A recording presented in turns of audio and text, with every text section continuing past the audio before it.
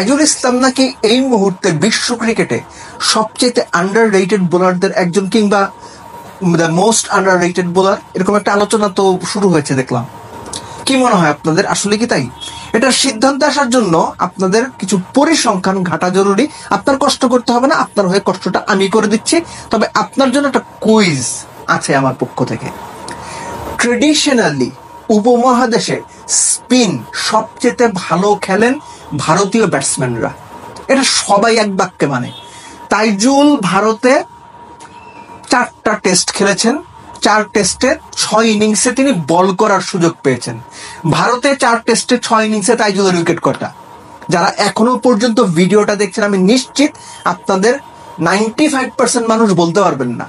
কষ্ট করার দরকার নাই, ভিডিও শেষে আমি উত্তরটা দিয়ে দেবো, আপনি মিলিয়ে নিন। বাংলাদেশের প্রেক্ষাপটে সাকিব আল হাসানের ছায়ায় থেকে 220+ উইকেট পাওয়া, 16 বার 5 wicket, 2 bar 10 wicket. Taijul is brilliant দেশের মাটিতে, তাইজুল ইজ আউটস্ট্যান্ডিং দেশের মাটিতে। এবং তাইজুল সাকিবের কারণে অবশ্যই আন্ডার রেটেড দেশের মাটিতে, কিন্তু পরিস্থিতি পাল্টেছে, এটাও আপনাকে মানতে হবে। For last few years Shakib থাকাকালীন সময় থেকেই তাইজুলের পারফরমেন্স আগের মতো গণমাধ্যম অনেকখানি এড়িয়ে যায় না, খুব ফলাও করে প্রচার করে। ঠিক একইভাবে দর্শকরাও অনেক ক্ষেত্রেই তাইজুলকে আগে যেভাবে দেখতেন, দর্শকের দৃষ্টিভঙ্গি তাইজুলের প্রতি এখন অনেক বেশি রেটেড। ওই আন্ডার রেটেড ওভার রেটেড থেকে আমি রেটেড কথা বললাম। তাইজুলকে প্রাপ্য সম্মানটা দেয়া হচ্ছে, দর্শকরা তাকে আলোচনায় রাখছেন। এটা নিয়ে আমার মনে হয় যে কারোই খুব বেশি দ্বিধা থাকার সুযোগ নাই। বাংলাদেশের উইকেটে Taijul is one of the finest bowler of Bangladesh, কিন্তু বিদেশে এখানেই হচ্ছে আসল খেলাটা শুরু হবে। 16 টেস্টের 26 ইনিংসে বল করে বিদেশে তাইজুল 50টা উইকেট নিতে পারেন নাই। যারা ওয়ার্ল্ড ক্রিকেটের টপ মোস্ট স্পিনার হিসেবে বিবেচিত হন, তারা গড়ে প্রতি ইনিংসে 2 বা তার বেশি উইকেট নেন। মুরলীধরনদের ক্ষেত্রে সেটা আরো বেশি। রাঙ্গানা হেরাতের ক্ষেত্রে আমি লেফট আর্মার স্পিনার দিয়ে উদাহরণ দিলাম দ্বিতীয়টা। রাঙ্গানা হেরাতের ক্ষেত্রে সেটা 2.59, গড়ের প্রতি ইনিংসে প্রায় 2.6 উইকেট করে নিয়েছেন রাঙ্গানা হেরাত। আর সেখানে আমাদের তাইজুল কি করেছেন? 50টা উইকেট পাননি 26 ইনিংসে। গড়ে 78টা করে তার বল করতে হয়েছে, 77.8। গড়ে 78টা করে তাইজুলকে বিদেশের মাটিতে বল করতে হয়েছে একটা করে উইকেট পেতে। উইকেট প্রতি তিনি রান দিয়েছেন 44।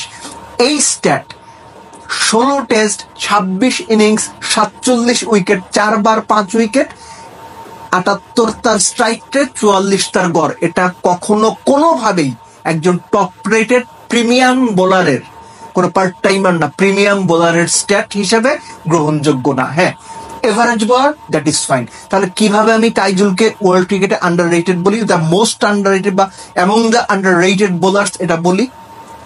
সুযোগ বোধ হয় নাই।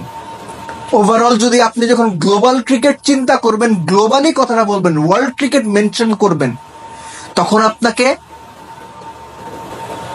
হোম কন্ডিশনের বাইরে নিউট্রাল ভেন্যু কিংবা অ্যাওয়ে সিরিজ গুলোর পারফরমেন্স সবার আগে বিবেচনায় নিতে হবে। নিজের দেশের মাটিতে বাংলাদেশ অস্ট্রেলিয়া ইংল্যান্ডকেও টেস্টে হারিয়েছে।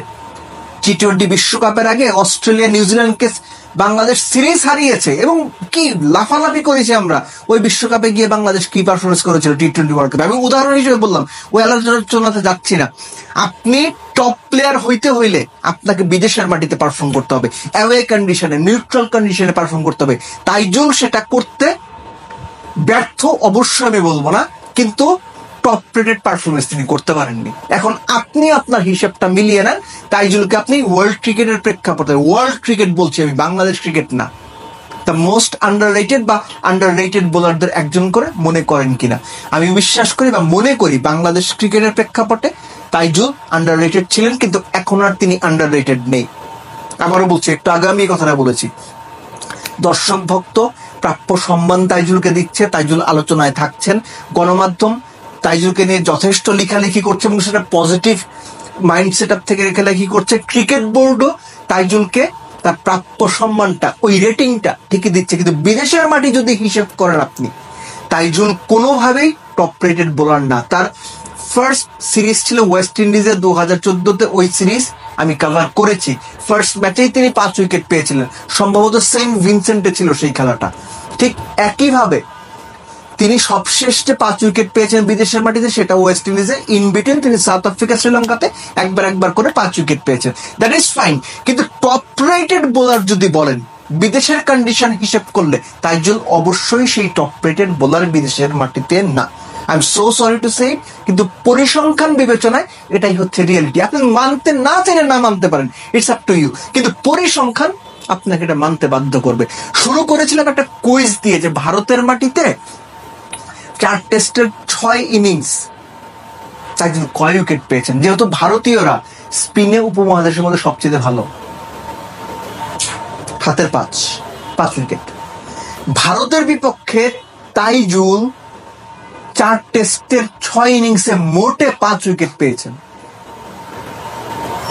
সো টপ রেটেড ব্যাটসম্যানদের এগেনস্টে তাইজুল বিদেশের মাটিতে কখনোই খুব বেশি কার্যকরী না, এবং এই কারণেই বিশ্ব ক্রিকেট নিয়ে যখন আপনি কথা বলবেন, তাইজুলকে সেখানে আপনি বিশ্ব ক্রিকেট বিবেচনায় আন্ডার রেটেড এই মুহূর্তে এটা বলাটা একটু বেশি হয়ে যায়। বাট বাংলাদেশের ক্ষেত্রে he was been underrated, but right now he is not.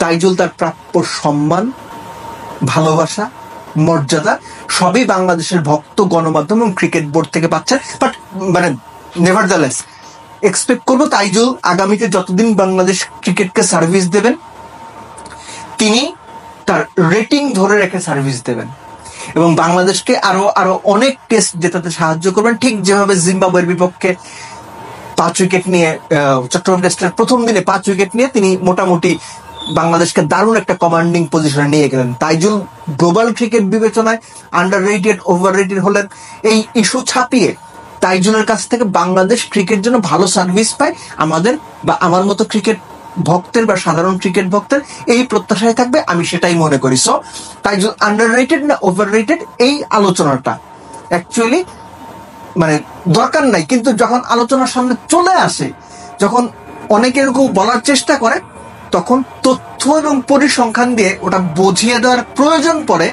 যে অনেকে যেটা বলছেন সেটা হয়তো বা সবসময় সঠিক না।